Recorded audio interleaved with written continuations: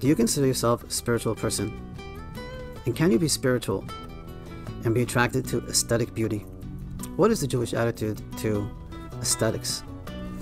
The juxtaposition of the Torah portion of Mikeitz and Hanukkah offers a glimpse into the Jewish attitude to aesthetics. On the one hand, Judaism is profoundly spiritual and eschews us from making graven images, as it says in the Ten Commandments.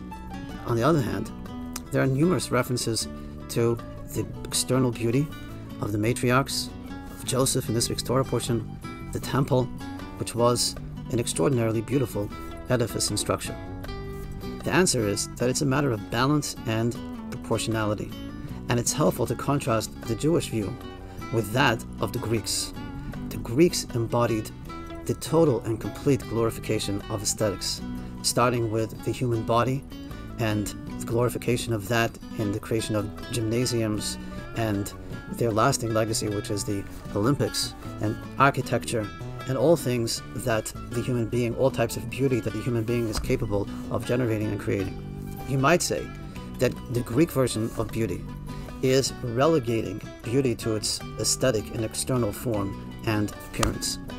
The approach of Judaism is not one that eschews or denies the appearance of things, but rather the thrust and essence of Judaism is to ascribe a spiritual context and a deeper meaning to that which we see, to see beauty in its greater and broader context, which is how all beauty stems from the divine.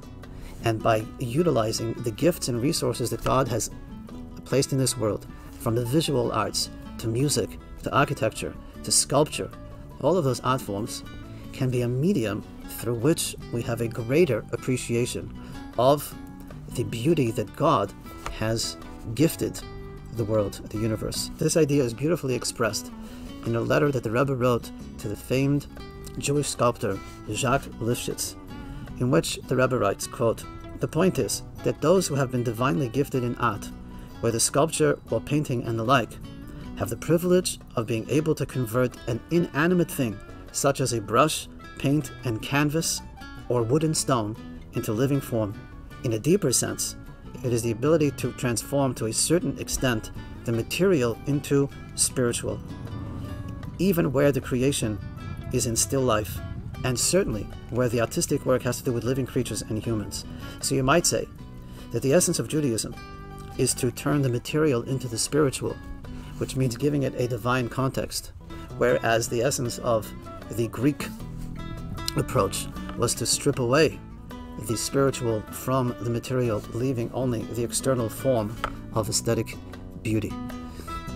This idea is also reflected in the Torah portion of this week, in which Joseph rises to become the viceroy of Egypt, and due to circumstances of famine, his brothers are forced to come down to Egypt to procure food. And the Torah tells us how Joseph recognized his brothers who had come down to Egypt, but they did not recognize him. Now, while it's true that 22 years had elapsed since Joseph had left, it's hard to understand and to fathom how they couldn't recognize their own brother. Some explain that he had grown a beard in the interim, but surely they would have been able to have looked beyond the beard and identified their own brother. The Hasidic understanding of the brothers' inability to recognize Joseph is this: what they could not fathom was the possibility or the notion that a brother of theirs would be able to rise to become the viceroy of Egypt, not because it's such an unlikely scenario, but that in their view, the pathway of spirituality is one that calls for asceticism.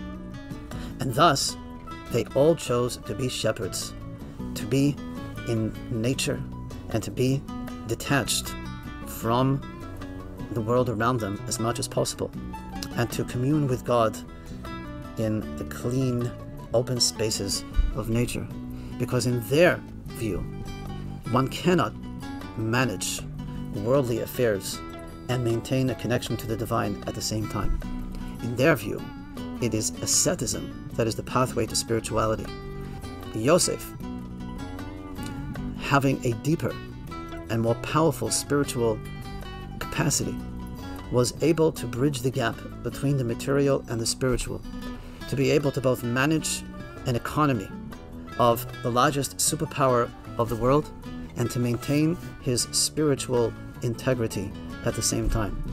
So Yosef was the one who was the foremost model of demonstrating that to be a Jew does not mean to disavow ourselves of the world around us, or to not appreciate the aesthetic beauty of the world, but rather to be able to have the broader perspective in which we see the world at large and the aesthetic appeal and beauty of the world as all expressions of the divine, because everything is singularly the creation of God, and everything is rooted in the singular source of the divine. As the Rebbe once said to Miss Israel, who had come to receive the Rebbe's blessing one Sunday, the Rebbe quoted to her from the Eshet Chayil, from the hymn A Woman of Valor that is sung every Friday night. Sheker hachen vehevel hayofi, isha hiras Hashem hitisalo. Charm is deceptive, and beauty is not. A God-fearing woman is the one to be praised.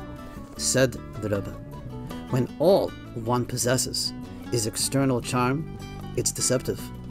If all one possesses is external beauty, it is not.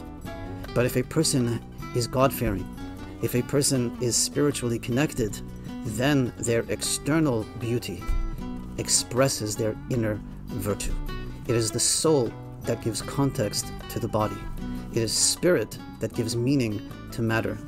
It is through spirituality that we appreciate the aesthetic beauty of the world around us and all of the gifts that God has given. Wishing you good Shabbos and Shabbat Shalom. Thanks for tuning in.